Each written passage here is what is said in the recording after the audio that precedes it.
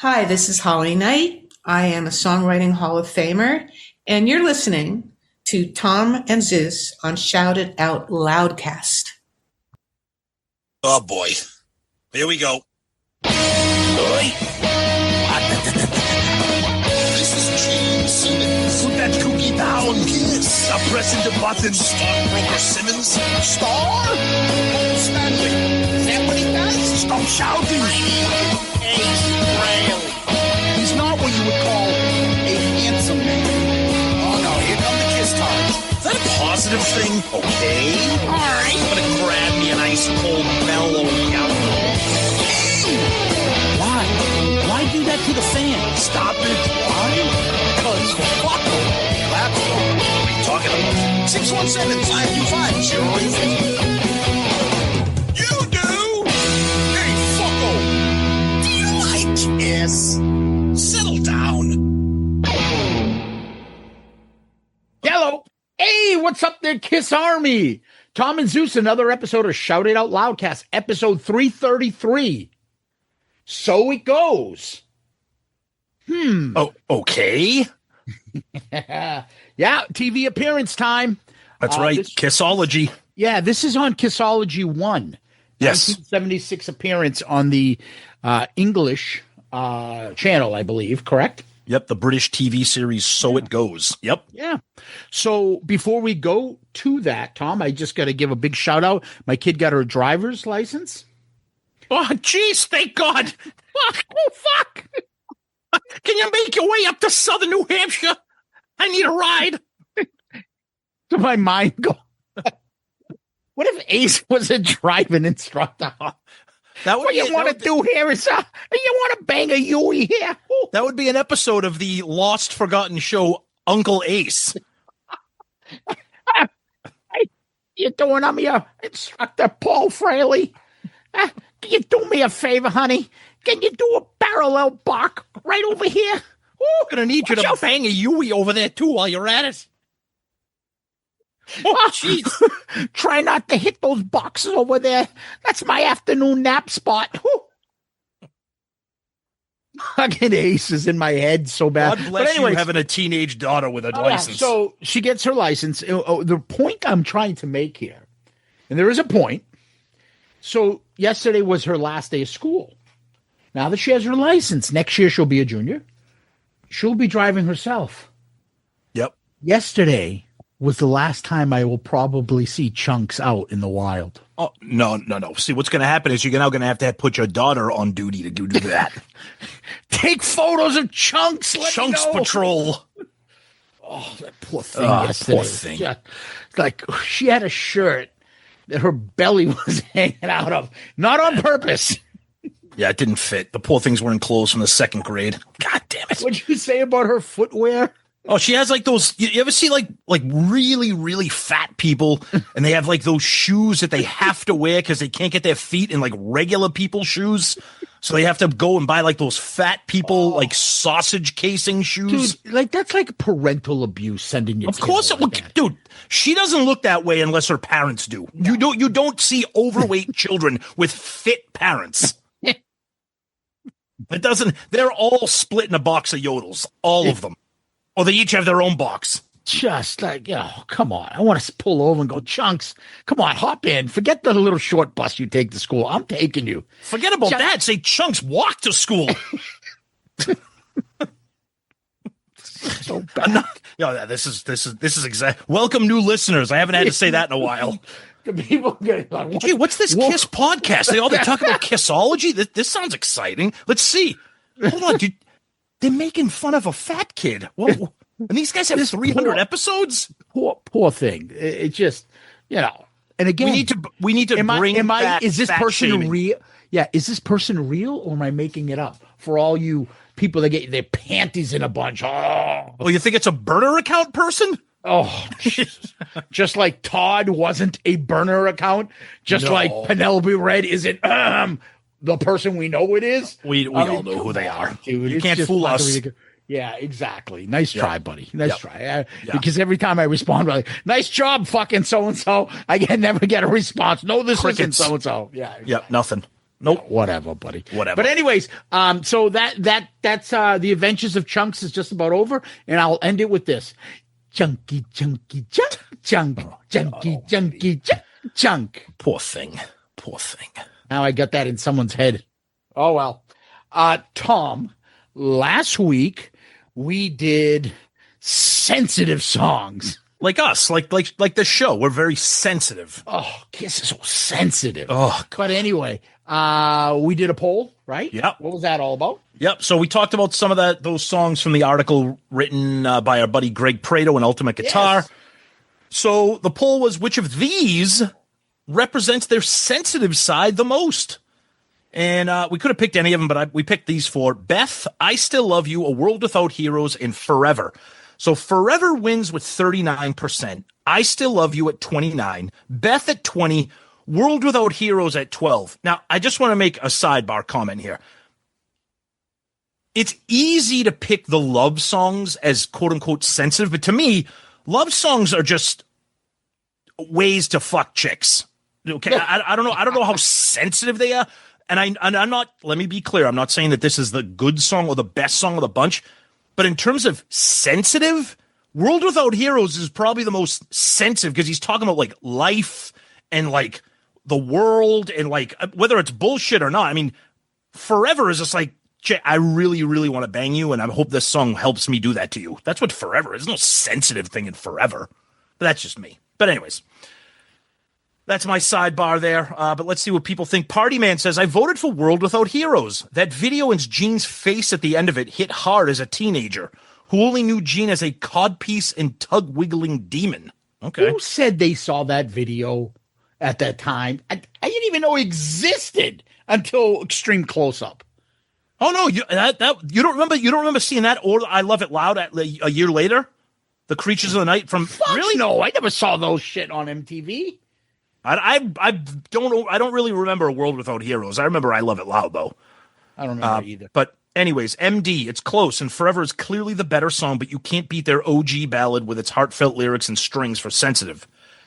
JC Hoop says, I lean towards I Still Love You because lyrically, I think it's the most authentically emotionally charged and heartbreaking, even though the music gets heavier after the first chorus. That's a good point. I like that. Smith Cool. So you have a Peter, Paul, and Gene sensitive song, but you don't have any of Ace's sensitive songs like Rocket Ride and Ozone. No, sorry. I don't think Ace does sensitive songs, but let's see what people have to say about the episode here. Greg Seacrest says, I had to go with Forever, mostly because it sounds like it was written for a prom episode of Saved by the Bell. Okay, fair enough. Oh, Mr. Belding? Fair enough. And that's Twitter for this week, Zeus. Let's see what the Book of Face has. There's always a lot of fun going on over there. All right, guys. Let's take a look at that. Bob Righty says, Forever, Tomorrow, Reason to Live, Hard Luck Woman, and Shandy are my choices. The great Chris L. from our friends over at Pot of Thunder. Yeah. I have to say, nothing says sensitive quite like a purple headband. That's very true. Look who's back, Tom. Who's back? LP Sterlino. Oh, yeah, the long-awaited return of one of the original goats of the Loudcaster crew. Oh, fantastic. Welcome back, my friend. He writes, ooh, we're bad boys.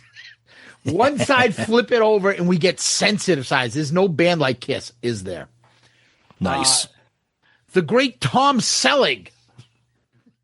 I just get it sounds like a parody.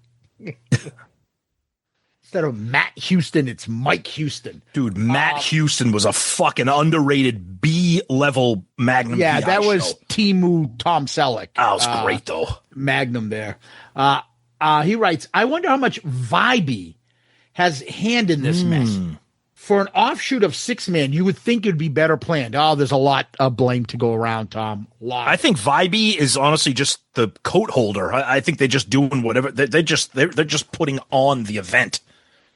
That's I don't know. I'm not an expert, but Bobby Kenner, highly enjoyable as always, boys. You guys make any topic fun and interesting on the Vegas event.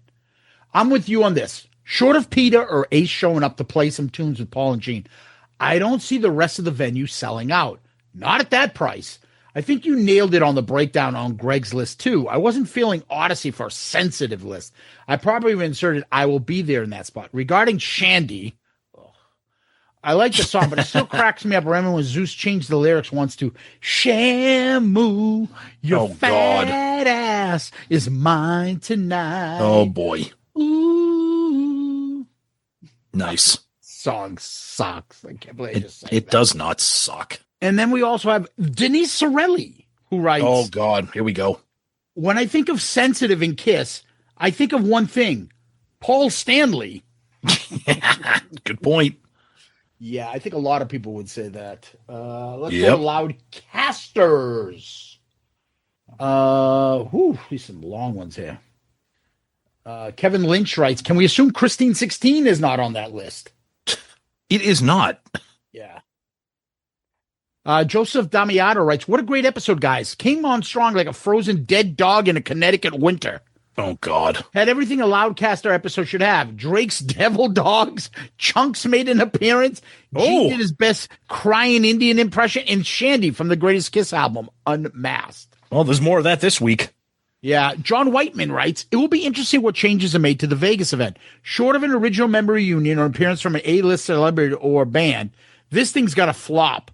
Will it be the debacle that sinks Kiss so far that even Paul can't save them? That's an interesting comment. That's going to be very interesting. The Greek Thunder from Down Under, Thanos Akratides writes, this is a quality episode for more than a chat on what Kiss is doing for the Vegas than the actual topic of the day. It's obvious that something is not right in the organization concerning this get-together. I really want to come, obviously, to meet the fellow Loudcasters and Tom and Zeus, but the travel from Melbourne with no real direction on what's happening is having me second-guess myself. Hopefully some more direction in additions to Ross will make things a little worthwhile. As for the sensitive side of Kiss, I love how Zeus sat there just like Special Comments commenter in a footy game breaking down the tunes. I would have added Nowhere to Run on that list. What? I don't get that, but all right. Tom, you were saying that you don't know how Hard Luck Woman made it onto double platinum. It was a top 20 hit, so I'd say it was a no-brainer. Thanks again, boys, for the great work. Okay, guess what? I learned something. I didn't know it was a top 20 hit. I don't know if it was top 20, maybe Either way, Australia, but I know it was a top 40 hit. It was a hit, but yeah, okay. Oh, no. Uh-oh. Hall of Famer Joey Tight Slacks Romanek. Oh, no, Slim Fit Romanek is on again. When he's not posing in a fucking mirror or lifting weights or showing us how to peg his pants. Or grooming tips for the male realtor. He's posting on here for us. But anyways, great episode, guys. As you know, I've been traveling a bit lately. Yeah, we've seen the photos. And while I've been listening, I've had time to comment on recent shows. So like any busy business person these days, I'm outsourcing this week's comments to my AI virtual assistant. Oh, good. I think it nailed it. Just finished the latest Shout Out Loud episode, Top 10 Sensitive Kiss Songs. And once again, the undisputed #1 Kiss podcast proves why they're in a league of their own. You guys always keep it real. No footy pajamas, no sugar coating, just pure, hilarious, brutally honest Kiss talk the way it should be. Love the discussion, but let's be honest. This Kiss song with the most sensitive areas has got to be Nothing to Lose. I mean, it's right in the lyrics. Gene wasn't exactly talking about holding hands, folks. That one hits a very sensitive nerve. How would you know that, brother? Oof. He's a little into that pagan thing over there. Oh, Jesus. Please edit that out. Yeah. Can't wait for Kiss Storms Vegas. Even Pop House is trying to make Circus de Beth. We know the real fans will be there for the deep cuts and the dirty truth. And on one final note, I just want to say if this comment was written by AI, I know Tom's already halfway through throwing his laptop out the window. Hashtag SIOL, hashtag Pop House sucks, hashtag nothing to lose, hashtag no footy pajamas, hashtag Kiss Army, and hashtag Tom hates AI. And then he's got a picture of fucking Indiana Jones, Paul Stanley. That is a great pick. That's a fantastic friggin' comment in picture. AI or not, it's still awesome. Yeah.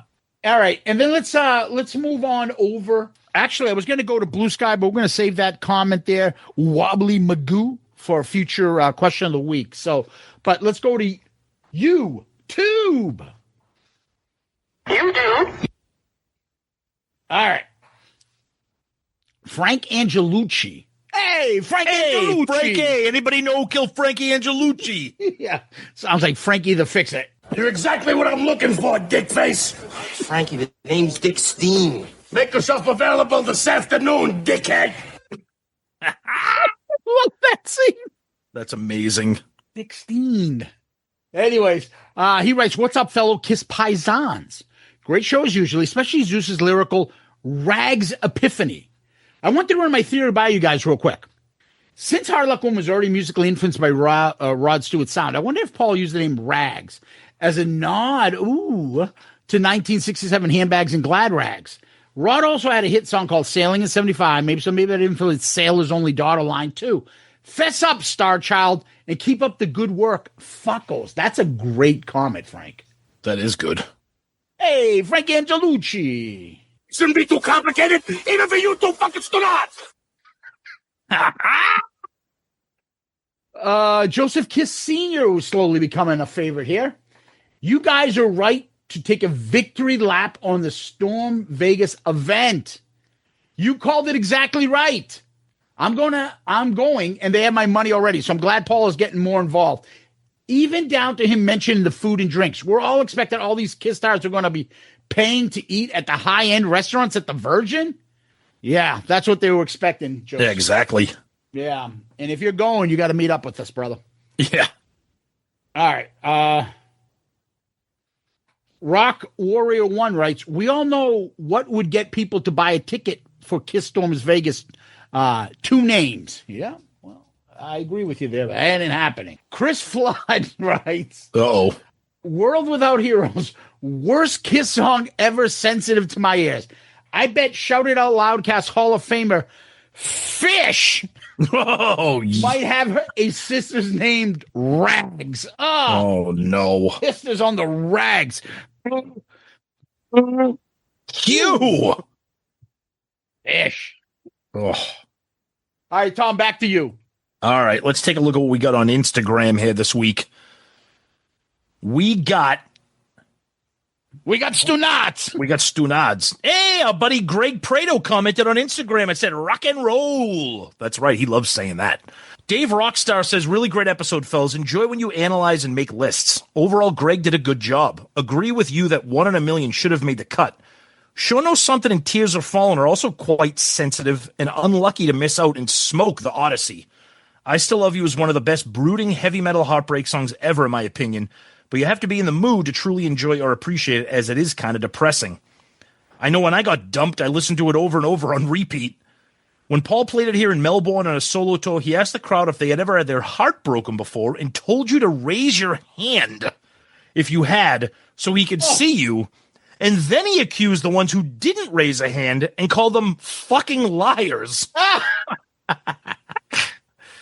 Aura Zorba says, "Nobody asked for this, but okay." Okay, thank you. Well, listen, Paul Stanley. I'm curious. Someone saying that, talking about a Kiss star, talking about getting their heart broken. Yeah. What is like we had top 10 Kiss stars getting dumped stories for being a Kiss star? Top 10, fucking top 200. Hey, baby, what do you say we stay in and see Kiss meets the fan of the park for the 200th time? Oh, baby. Junior Vintage says, "Harold Snepps' mustache. Can't believe Love Theme from Kiss is on the list." What? Abusement says, "Hang on a second. Lyrics like 'When that bitch bends over, I forget my name,' or 'She says stop, baby, go, go, go,' are enough to make my comfort level feel like Diddy in a courtroom." Oh, Jesus. Wonderful. All right, let's go back here. We're going to look at our Spotify comments. Again, you can comment directly on episodes if you use Spotify, which is cool. Uncle Paulie says, "This looks like the perfect episode for that sensitive twat Todd, but he probably didn't tune in because of all the profanity.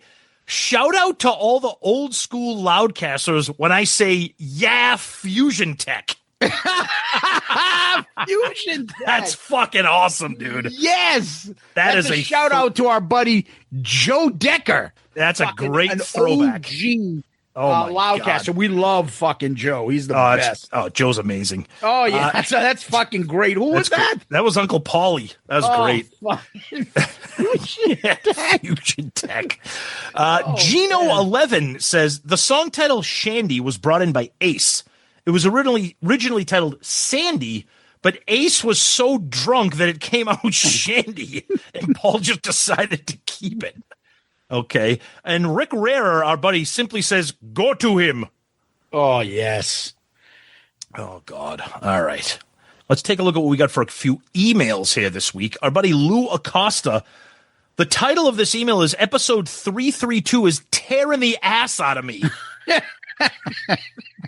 And he's calling me all night. He's keeping me up there. He's a funny little kid. He's telling me he's got all kinds of problems now. He can't sleep. He's always touching himself and pulling at his pants. What's the problem up there, Shelley? So he's I just like that he kept calling the guy Shelly. Another slam dunk of an episode. Maybe I should hit up Ace for some roast beef suppositories and sink myself into Tom's jacuzzi. Dude, we get a lot of that. Has become a new thing. The fucking hot tub. And I knew it. I'm telling you. Bloop, bloop, bloop, bloop, bloop, bloop, bloop. Hey, Tom. Oh, I need those rubber duckies. I can't swim. I just think of that Seinfeld episode when Kramer has the hot tub and Jerry's like, I'm not getting in that human bacteria frap. Oh, God. All right. Lou continues. The extended Kiss Army Vegas takeover coverage really made me feel like a 2-in-1 episode. I feel no less confused with Paul Stanley's updates than I did before.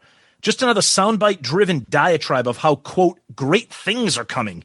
As much as I'd love to meet you both so we can all paint each other up, the ambiguity surrounding this event isn't bringing me any closer. In terms of songs being sensitive and disingenuous, every time I look at you as not the worst in the steaming maggot-covered pile, it can no way hold a candle to Nothing Keep Me From You. P.S. Is there room in our community for any bang-bang you-tards asking for a friend? Oh, Lou Acosta coming in great. Then I wake up, my pants unbuttoned. Dude, any of you guys that fucking throw a Jerky Boys comment in there, you're going to get a Jerky Boys bit here. Oh, God. This comes from our website, shoutoutloudcast.com. You can comment directly there, and then we get those in the form of an email. Shout Out Loudcast Hall of Famer Jim Riley chimes in and says, Kiss drafts are always entertaining. Talking about that previous episode. Isn't it funny that when Tom buys something like a shed or a hot tub, Ace finds his way into the mix? Hey, Curly! Ah! Baden McLeod, first a comment, then a multi-part question. I always assumed that Rags was a nickname that the sailor gave his daughter. Maybe she was a tomboy, too proud to be a queen. Okay, good analysis. And then my question is this. Why do you guys not ask the new guests the Murph questions? And where is Murph? I always enjoyed his input when he's on with you. It made the episode special when he was there. I hope he is doing well. Please give him our best. Well, that's, first of all, very kind of you to check in on Murph. No. First of all, when did Murph learn how to make a burner account? Fair enough. Nobody is asking for Murph. If we had never heard of Baden McLeod before, I would think that's definitely a burner account. I know, but we know he's not. But I'm like, Murph is paying him. Yeah, exactly. God bless him. We'll have Murph on soon enough. Murph will come back, of course. Yeah, there's something, unfortunately, we haven't been able to do the Zeppelin Chronicles. We'll get into a little bit more of that when we do finally get back into the Zeppelin Chronicles. But we will have Murph on for that, obviously. And hopefully we'll have him on in, 2029. Yeah, exactly. Maybe. Who knows? But I do want to chime in on the Murph questions thing. So I don't know if this is by design or accidental, but I know that the last few guests, the Murph questions, rather than having it be like a dedicated segment, what we do is it seems like we've kind of weaved them into the interview. Does that sound right? Yeah, I also would say I think it started when we had limited time with some of our guests. Yes. So we're like, I don't want to limit it to Murph questions. Correct. Usually a nice, fun discussion, but they can take a little bit of time. And then if we're limited with time, like I want to get to other stuff. Exactly. So if we have time and we see that we can, we'll squeeze them in. But I don't want to make it something that, we put in and now we're left with, all right, well, I'll see you next time. Yeah. Sometimes when we do interviews, we have guests who are very chatty and the Murph questions can take a long time, like Zeus said. So sometimes what we'll do is we'll just weave him in and be like, oh, okay, so would you say that Creatures of the Night is your favorite album? And then they might kind of chime in on that. Yeah. Instead of saying, tell us what is your favorite album. You know what I mean? So, but we haven't forgotten about them. But thanks, Baden. And Murph sends his best to you. The check's in the mail. Yeah. Sam Paxton says, here are our wives, Beth, Christine, Shandy. Oh, and this is Rags. Yes. The guys down the block call her Black Diamond. Yeah, so he's just kind of jumping in on all the names of everything. Then he talks about Billy Corgan doing the podcast interviews, which we'll get to. And that is from our buddy Sam Paxton. Zeus, let's throw it back to you to wrap up feedback this week. Yep. Let's go back to Loudcasters and our good friend Lana Cooper. Another great episode, guys, on the Vegas front. I'm wondering if Gene and Paul decided to play good cop, bad cop on this one. Maybe it was needed for Gene to downplay the event a few weeks back, but saying it's slapped together shit show in order to tee up Paul's response that Kiss is stepping back to the helm to get the house in order. Despite the fact there still aren't a lot of concrete details, Paul's statement gave a lot more hope that Vegas may be something more than a very expensive carrot dangling with no clear direction months after tickets went on sale. You're absolutely right. I will jump in and say that right now that the fact that Paul did that is a good sign, because if he didn't, it would just be even more of us, everyone going, this is a shit show. No one cares. So I'm glad to see someone cares. But anyways, I'll read the rest of it. And great observation on Greg Prado's list. He had some solids pick on there, apart from Odyssey. That's a head scratcher. As much as I'm a Beth to death, no matter who sings it, it did show a sensitive side of Kiss and gave him a number one hit. It's not a number one hit. It was a number 7, 8, 9. It was top 10. I know that. Yeah. Yeah. Yep. And it's the highest one they've ever had, because I think Forever was 1 or 2 below that. Ballads bring chicks to the yard, so you have to give the song its due, even if it's been trotting out too many times. Ditto for I Still Love You. I never really liked the song, but I have to admit that it's Paul Stanley's masterclass in emotional vocals. Agree with you there. I think we both agree with that part, Tom. It's not a really great song, but Paul does a good job on it. Absolutely. Yep. I've swapped in Going Blind for the Odyssey.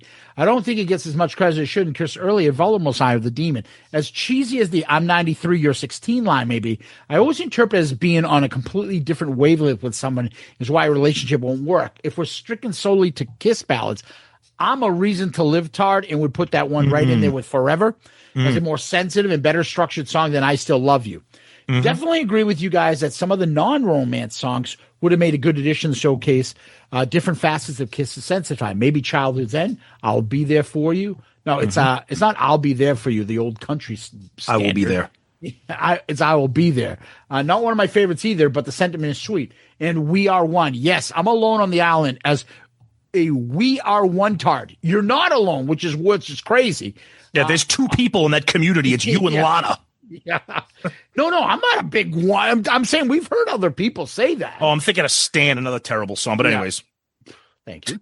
Awesome, thought-provoking ep as always, boys. Lana, once again, you always put thought into your comments. We love what you have to say, even when we disagree with you, because you actually think things through. And you have a fucking sense of humor, which is sometimes rare in this kind of sensitive community we call the internet. So Lana, for that, you, my friend, are comment of the week. Good answer. Good answer. I like the way you think. We're going to be watching you. Yeah, I love that, because when you give a thoughtful comment like that, like, it kind of brings everybody back in. It's like, okay, this is what we're here for. I mean, we have fun. We make fun of the band. We poke fun, but talking about the band is what we love to do. And I love a comment like that. I love that you listen to the episode, you think about the episode, you put together a thoughtful comment like that. And we want to acknowledge that and applaud that. So Lana, you've been a great addition to Loudcasters week in and week out. So thank you. Yeah, I agree with you. And speaking of thanks, let's thank our Patreon fan, Tom. Yes. Patreon is where you can come and contribute and help out the show. It is full of fun. You can find it on our website at shoutitoutloudcast.com. That's where you would go. Go to him. Right on the website, you'll see the icon. Click on that. And then you'll see the 4 tiers come up and what you get with each tier. Each tier has a monetary amount. Pick the one that satisfies your needs and join the Patreon family. So we give away things like merch. We give away polls. We give away, you have your message boards. You have your ARC pick, which is coming up soon again. There's tons of stuff, involvement in the show, video chats. We do a lot of stuff back, and you guys do a lot for us. It helps the show. So if you want to see us continue to grow, you want to support the show, please go to Patreon and become a member of one of the 4 tiers and help out Shout It Out Loudcast, and we'll continue to grow and give you the best content we can. So thank you to our Patreon family, and if you're out there thinking about joining, come join the family. Patreon, you guys rule. We say this all the time. So eternally grateful for everything you do. There's so much to offer. We keep trying to expand the fun. The community is growing. The Patreon group itself is awesome. As Zeus said, we have our ARC pick coming up, and that's always a ton of fun. So please, there's so much more to explore. Check us out, patreon.com, search for us, or just go right to shoutitoutloudcast.com and click on that link. Yeah, we love our Patreon family. Tom, lately, this is, Kiss World has been kind of a big part of our episodes because we have a lot to say. What's going on now? Okay, let's get to the small thing first. So the small thing is if you're a merch tard, Kiss now is starting to send out teasers, which is actually kind of cool. And the teaser is to kind of hint at what's coming out and to also tell you that you can get VIP Kiss Army early access. So they sent out an Asylum teaser that next Tuesday, June 24th, sign up for early access. They're going to acknowledge the 40th anniversary of Asylum. Now, that album was released in September, but a lot of times what they do is they do the pre-orders now so that you can get the merch by then, whatever. So that's kind of cool that they're kind of teasing people. Now, granted, if you're not there at 9:01 a.m., the shit's going to be sold out because everybody sucks. So you get, you have to buy a colored vinyl and a Fonzie jacket with the Kiss logo on it and Gene and Paul's face on it. Is that what happens? Pretty much. Yep. So that was there. But the big thing, or at least, I don't know, it was big to me and Zeus, and it just dropped today at the day we're recording Wednesday, June 18th, was part 2 of Paul Stanley's interview with Billy Corgan. This one was light years ahead of part 1 because it was all very, very, very Kiss-centric. And I give Billy Corgan, he's all over the place with his questions. He kind of bounces around and goes boom, boom, boom, boom, boom. But, he asked about Pop House. He asked about Vegas. I'm not going to spoil the details too much because you go ahead and listen to it. You'll enjoy it much more than part 1. He asked about Gene in the 80s, which I thought was really interesting. Asked about Paul as a songwriter. So, some of the stuff wasn't what you've always heard. It wasn't like prefabricated kind of bullshit. It was at least entertaining. But because I like to complain about everything, the two of them spend so much time measuring every word that they're going to say that if I had a nickel for every second of dead time, I'd be sitting on a pile of nickels. It's incredible the amount of time that they waste thinking about the word that is going to come out of their mouth next. It's just, I get it. They're both pros and they want to be careful, but I'm like, hurry. At one point I thought the episode stopped because I'm like, it's like 3 seconds of silence. Is the episode over? But that's just me bitching. But it was really, really good. I was pleasantly surprised compared to the disaster of part 1, Zeus. I haven't been able to listen to it yet. It just came out today. I will. Okay. Yep. It sounds like something that I should listen to because definitely. I put myself through the pain of listening to part 1. I might as well. It's much better than part 1. Trust me. Yeah, I'll take your word for it. It's good. Another thing was our buddy Bruce Kulick needs a new dentist or a new oral surgeon because it looks like he's in rough shape. All jokes aside, we love Bruce. Let's wish him well. I have a very, very, very weak stomach for bodily injuries, which is ironic because all I do is watch horror movies. But I can't watch real life body things. And Bruce posting these pictures of what he's suffering in his mouth and his throat. Dear God, that poor He had his man. wisdom teeth taken out, people. Yes. So. Yeah. But my God. God love him. God bless him. We wish him well. But oof. He looks like he got the Jay Leno treatment when Jay Leno said that he fell down a mountain. He fell down at a Motel 6. So it's like, the fuck is Jay Leno doing at a Motel 6? Couldn't he buy a Motel 6? Was he sleeping in one? But anyway, yeah, Bruce's face looks like he took a baseball bat to the face. Oh. I don't know. Maybe he said, hey, Lisa, hey, pancakes, not cutting it today. She's like, okay, angry Bruce, meet angry Lisa, and fucking batted him with a baseball bat. Smashed him with a frying pan. Yeah, get well, Bruce. We hope you recover. That looks like a lot of pain, unfortunately, buddy. Yeah, exactly. Other than that, nothing really new. Again, we'll keep the Vegas event tracker going every week, but so far nothing. Yeah. So, Tom, let's take our quick little break. Stop! Don't talk anymore. I'm hearing shit in the background. What is that? I wasn't ready for that. He just got the snorts now. Oh, man.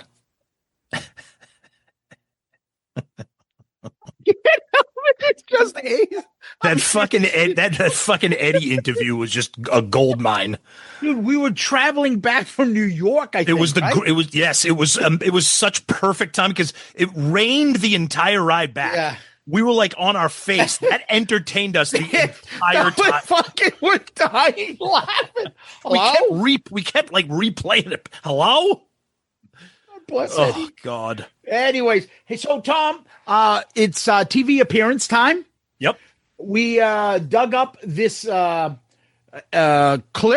It's on KISSology 1. It's from the TV series, a British TV series called So It Goes. Yes. And that was on TV, I guess, way back when on Granada Television from 76 to 77. Yep. It was episode 8, which broadcast August 21st, 1976. Yes. And before we get into it, just tell you a quick little background. It was hosted by some guy named Tony Wilson, who looks like a thin Sam Kinison. Yep. With that hairdo of his from the 70s. Just a British guy talking of different things. They've interviewed things like The Clash, the Sex Pistols, and all sorts of stuff. Even Adam West from Batman. Yeah. So just a rare clip that was on KISSology we thought we'd break down. But before we break it down, let's play it for you. Here it is. The traffic in heavy metal, perhaps it should be illegal, is not all one way. If we gave the states the idea of music as physical assault, then they just repaid the compliment with such bands as KISS, who have the same effect as using Brillo pads to get rid of acne. KISS arrived in this country in May. This is a film record of their first British concert. KISS crossed the Atlantic with great quantities of pre-match publicity and with a devastating pile of equipment. Apparently they had the biggest stage act since Nuremberg. Later, in Germany, sensitive Jewish promoters were to have the SS symbol taken off all their equipment. But that's another story. Drifters down by the boardwalk. On reflection, the media blitz and the spectacle came a bad second to the power of their music. If you let it, many didn't, you could get yourself blown away by those banks of Marshall speakers. Power cord electronics that'll suck you in and spit you right out again. It's a big spectacle, right? What is most important to you, the spectacle or the music? The audience. The audience. All right, you're giving the audience two things. You're giving them an amazing spectacle and you're also playing heavy post-rock metal music. You're evil, right? You project evil. The question is, is there any evil in you? Well, we're not doing the show yet. I don't want to, Once we do the show, does it ever become a strain, though, having this kind of persona? No. You don't have to... Everybody's got a cracking point, What do you represent? Destruction. Destruction. Yeah, rock and roll. Just power, energy. Yeah? Yeah, I'm the drummer.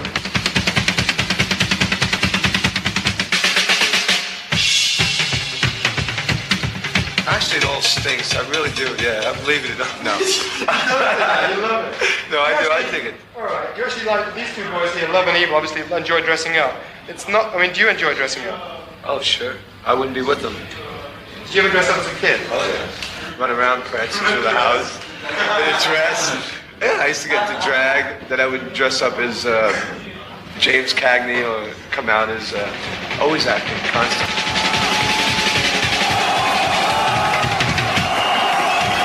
Did you play football at school? I mean, what am I going to say? Were you nasty when you were a kid?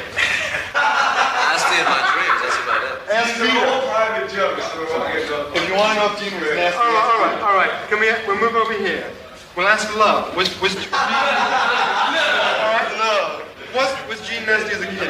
Well, I didn't know Gene when Gene was a kid, but Peter knew Gene when he was a kid. Peter used to chase Gene around the block. Well, I mean, okay, you're Love, right? We kind of get that, right? Well, you know. I mean, are you acting yourself? Are you full of love in real life? Well, I'm full of passion. I don't know about love. You know, you can only love a couple of people, but you can be passionate to a million. Are you loving because you're the best of the band with the ladies, or what? Well, everybody does well with the ladies. When you're doing well with the ladies, do you keep the makeup on? If they desire. You know, it's really up to the ladies. I mean, a good lover always tries to please their partner. Lovey. You know, so. How do you project love on stage then? I mean, Well, we'll see. We'll see. Yeah, we'll see.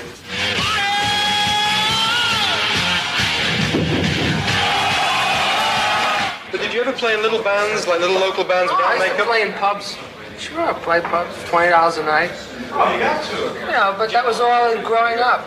Do you ever yearn for the days when you just stood there naked and in an old pair of jeans and played light, easy music? Sure, I still do it sometimes. Because no one knows what I look like with my makeup off, so I sneak home, call up some old friends, and we go into a pub and play. Nobody knows who I am. How do you want your ideal audience to feel when you finish with them? Exhausted. What a pleasant fellow. I actually saw a guy's eardrums bleed that night. Hate 'em, love 'em, but don't knock 'em. Catharsis is about the only word I can think of to describe what was happening to the several dozen members of the public beating their heads against the walls of the stage during that performance. So, Tom, that is so it goes. And, you know, right off the bat, the guy comes on TV. I'm just like, look at that 70s hairdo.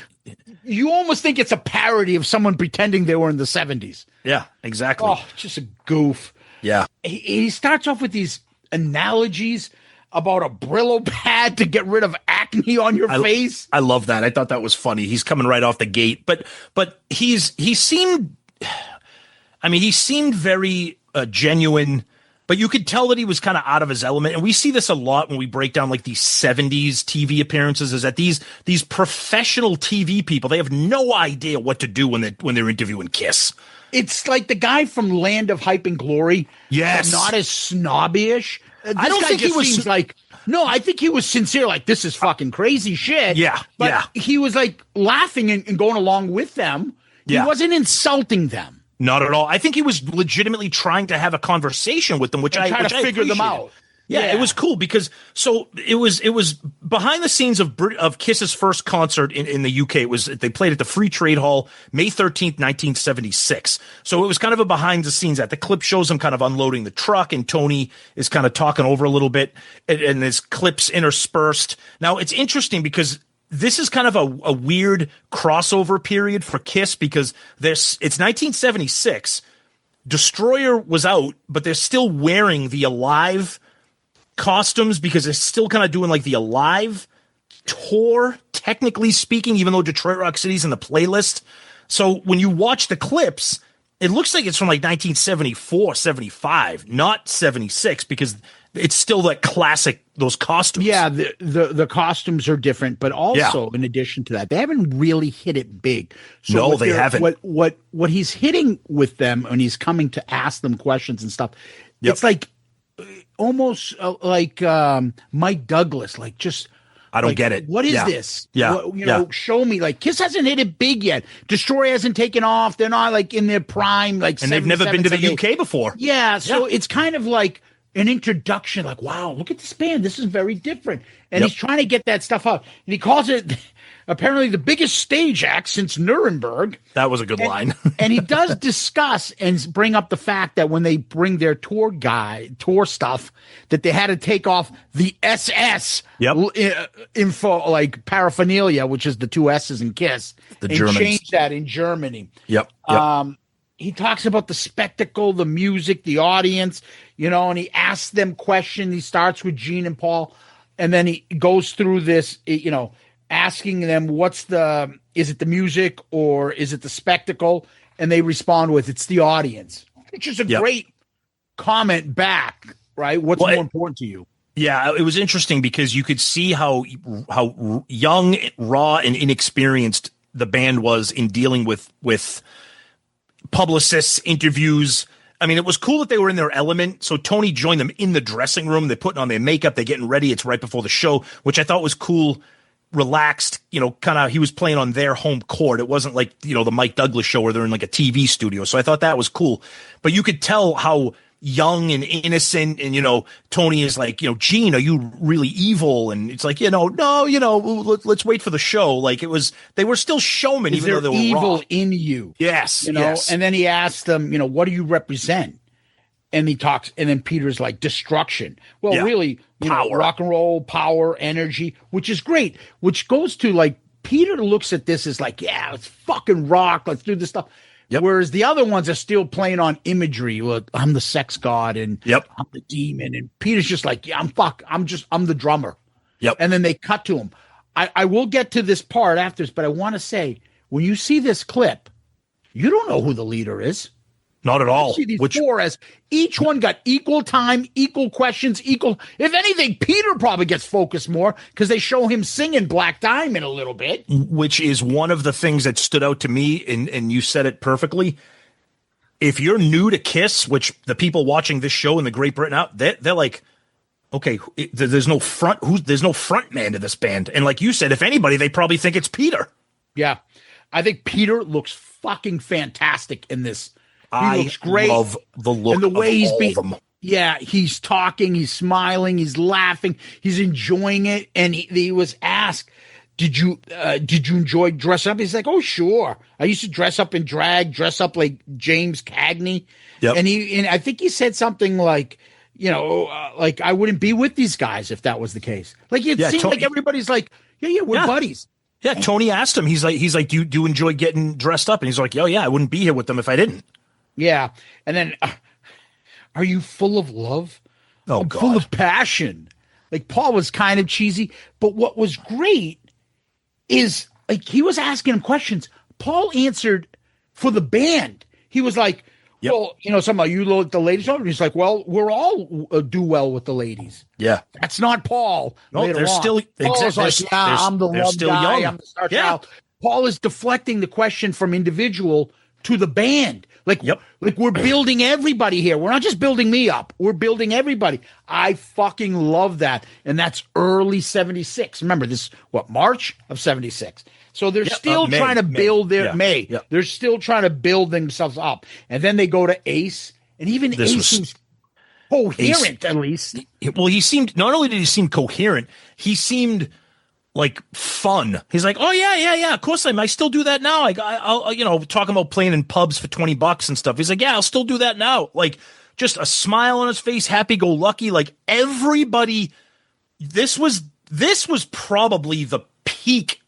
I know everybody talks about Love Gun Alive 2, that stage, that tour, but in terms of the band cohesion, this was probably like the cohesion, the camaraderie, the team, the unified front.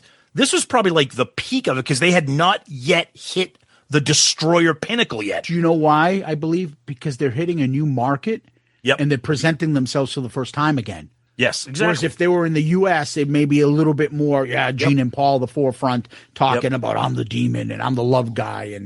But here, they're trying to build the band up and they're bringing on this unified front. I fucking loved it. Loved it. I loved it. And then they ask, how do you want the audience to feel at the end? And they're like, exhausted. But did you notice they both said exhausted at the exact same time as if, and it didn't sound rehearsed. It seemed like that was their instinct, their instinct answer. You never know. Right. I mean, yeah, you never know. But I love how they said exhausted. And when you're a young kick-ass band on its way up, that's the persona that you want to give to people. Yeah. And then they go show a clip of, Black Diamond playing, right? Yep. And he talks about and then he has commentary, the guy fucking skinny fucking, what's his name there? Sam Kinison. Skinny Sam Kinison says, I saw a man's ear bleed. Yeah, what? I love that. Yeah, and then he's talking about people banging their heads against the wall. And then the clip kind of fades out afterwards. It fades out. Now, one thing I just want to mention here. This was on Wikipedia. They said that there was a botched interview with a guy named Zero, who was the special effects coordinator for KISS, that was part of this episode. It says it was botched, so I don't know how bad that is. I've never seen it. It's not on KISSology, but I would love to know why it was botched, quote unquote. Yeah, who knows? But regardless, the clip. So after they do the interview, like Zeus said, they play the second half of Black Diamond. They play it completely all the way to the very, very end, and it's fucking insane. It's in color, which is rare because a lot of that early footage, other than like Mike Douglas and ABC in concert, we're used to the black and white Winterland stuff. So this is full color. The place is packed. It's a small hall. Explosions going off. The band is just on fucking fire. I loved it. Yeah, it's the camaraderie that gets me. That's what I love the best part about it. And showing them still hungry, still a band, still fighting for each other and trying to get respectability with a guy that's not trying to insult them or minimize them or mock them. The band looked great. It's a 6-minute clip. Watch it. It's on YouTube, so you can definitely see it. It's on KISSology as well. These are fun for me to watch. I love seeing this stuff. And although this is a small clip, I think it's worth bringing up. Oh, the reason I love these, you're right. It's small, but that doesn't even affect my love or hate for it. The fact that it is such a random snippet in time. Like we said, it's not ABC in concert. It's not Paul Lynde. It's a random show that a lot of people in the United States don't know of. And I don't even know if our friends over in the UK know it. And it's the band, they're kids. They're on their way up. And like you said, they're innocent. They're innocent. And I just think that the guy interviewing him, I thought he did a great job. I think he was genuinely curious about what these guys were and who they were and what they're about. And then interspersing that with the most badass song that they probably could have played. I think it's a great clip. And even though it is quick, I don't think there's a 1 second of it that's boring. Yeah, I agree with you. Yeah, so I love it. What we do, Tom, this is a TV appearance. We're going to rank them. Okay. This is what we've done so far. Okay. We've done 18 clips already. Yes. So let's start with this. This is what we've done. ABC in concert, Mike Douglas show, Midnight Special, Paul Lynde Halloween special, Don Kirshner's rock concert, Land of Hype and Glory, Kiss on Tomorrow with Tom Snyder, Kids Are People Too, Gene and Ace on the Don Lane Show, Kiss on Fridays, MTV Kiss Unmasking, Paul and Gene on Oprah, Peter Criss on Donahue, Kiss on Arsenio Hall, Kiss Mad TV Halloween Spooktacular, Kiss on Family Guy, a very special Family Guy's Freaking Christmas, Gene and Paul, Fox News with Hannity. That was awesome. Was Pat Cadell on that episode, Tom? That was a great one. And then we end with Macy's Thanksgiving Day Parade. So that's 19. Tom, you want to tell people how you ranked yours? All right, so my ranking. So number 18, the Peter Criss on Donahue. Now, again, we say this all the time. These are all entertaining in their own way. Yep. 17, Kiss Mad TV Halloween Spooktacular. 16 is the Macy's Day Parade. 15 is Gene and Paul on Fox News. 14 is Kids Are People Too. 13 is Kiss on Family Guy. Gene and Ace on the Don Lane Show, Paul and Gene on Oprah, Kiss on Tomorrow with Tom Snyder, MTV Unmasking, Kiss on Arsenio, Paul Lynde Halloween Special, Mike Douglas, Don Kirshner, Land of Hype and Glory, Kiss on Fridays, ABC in Concert, and Midnight Special. Now, we talked about this. The only downfall of this is that it's short and you don't get a complete song.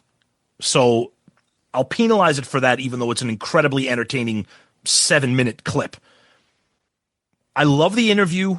I love the interviewee, Tony. I love the Black Diamond selection. I love the appearance, the rawness. I fucking absolutely love this clip. I'm going to put it at number 8. Whoa, really? Yep.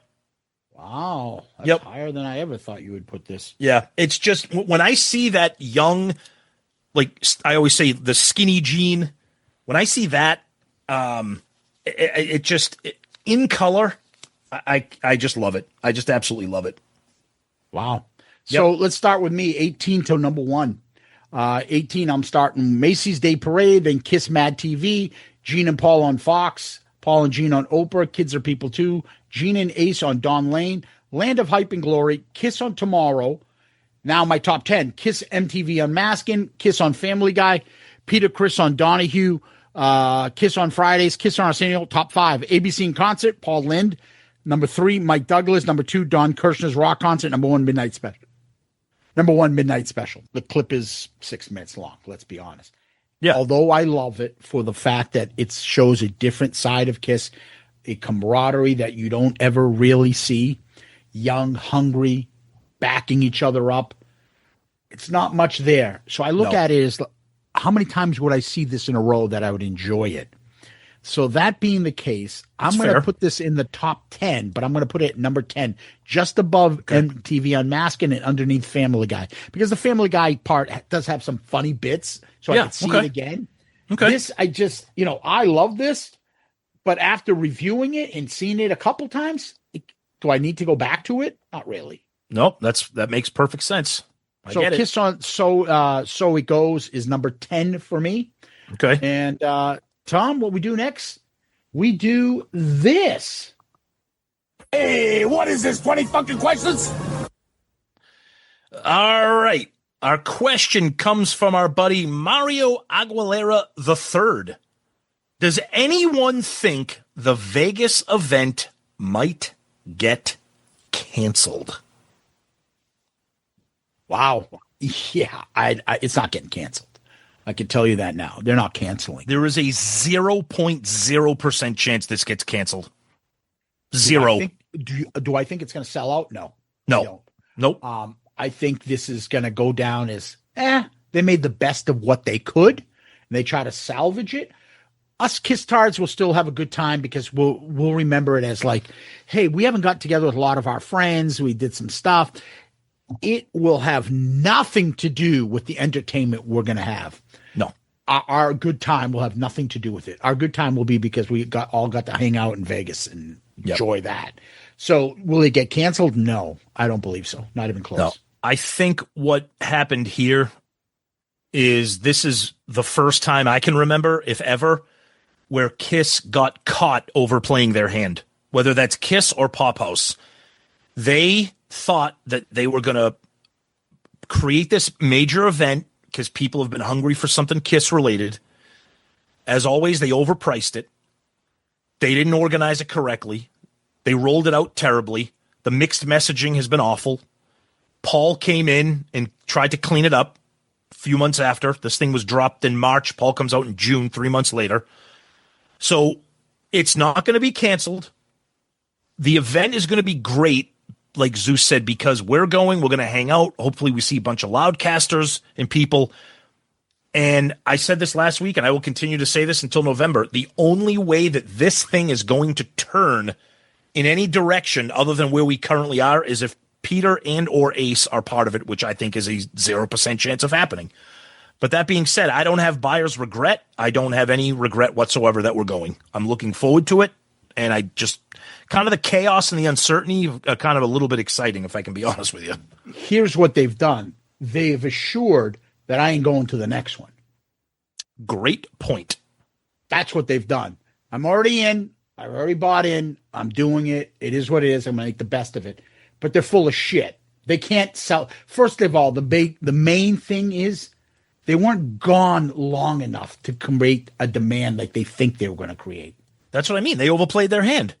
They should have either made a smaller event and sell that out and given more people stuff. Dude, all the goodies about like meeting the band, getting signed autographs, that's sold out. So the rest of people are just going to show up For what? So to here's see my Kiss play a fucking the end of the road concert without even really being Kiss? Because they ain't going to be playing anything fucking new. Let's be honest. Here's my question, and I don't understand this, and maybe somebody who's in the know might, I don't know. Paul, we said this even before Paul, but Paul specifically said that this is going to be a Kiss cruise on land in Vegas. Then why the fuck didn't you just do a Kiss cruise when you know that that has a history of being incredibly successful and selling out? Why not just do that? You can still do that. Why do this and call it a Kiss cruise on land? Just do the fucking cruise. Yeah. That thing I don't understand, and I never will understand that. You know, it could be one of those things where like, hey, let's do a cruise.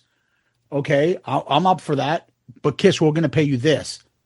I'm not doing a cruise for this, what you're paying me. Like, you know what I mean? Like, maybe Paul and Gene, like, I'm not doing a cruise for that amount that you want to give me. Maybe.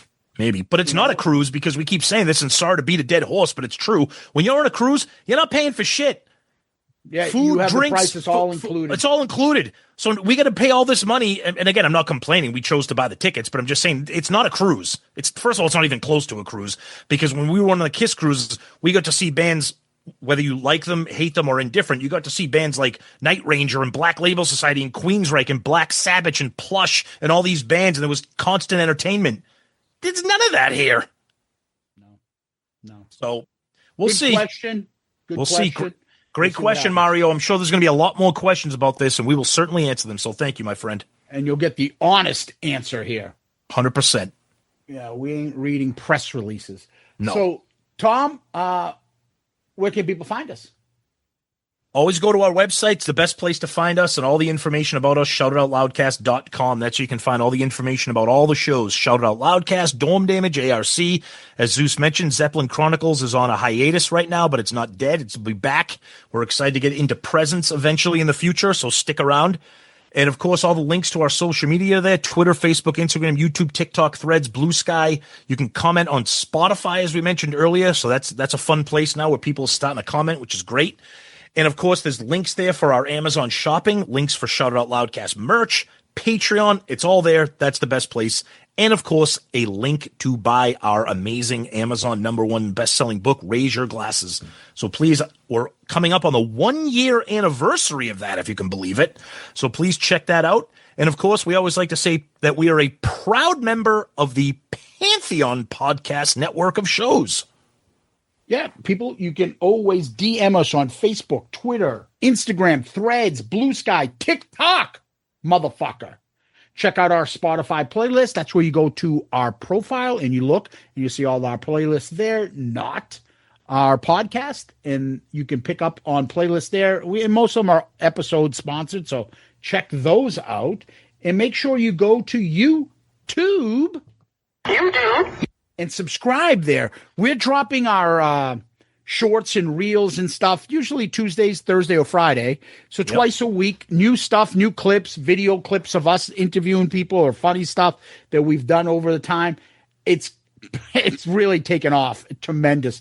The amount of clicks and videos and stuff is fantastic. So make sure you subscribe to YouTube and share all those and like. Obviously. And you can always go and give us a 5-star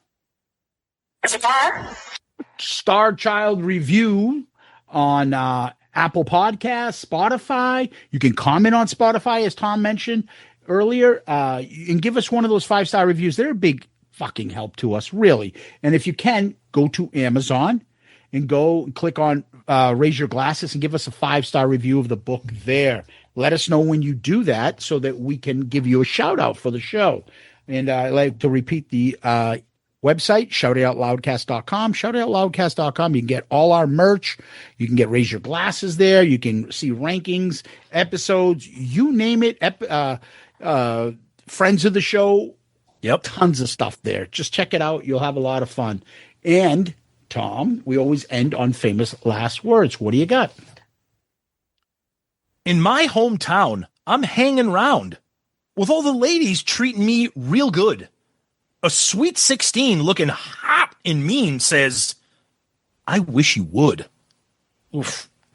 Not in 2025. out on the streets for a living. Pictures only begun. Got you under their thumb. Hit it! Dun, dun, dun, dun. Tom, Kiss Army, Loudcasters, thank you. Guys, you're the best. Thank you so much. Can't wait to see what people think of this clip and if people know who the show is the host, etc. Lots of good stuff as always. Zeus, my friend, thank you. Peace out, Girl Scout. Hit the music. What I'd like now is for all you fat, out-of-shape, worldwide kiss-tards to keep the noise down while I show your ladies what a real sexy man looks like. Listen, all you people out there sitting on rented furniture, settle down. Cut the music. Anybody seen Richie? Anybody know why Richie did Bobby Lupo?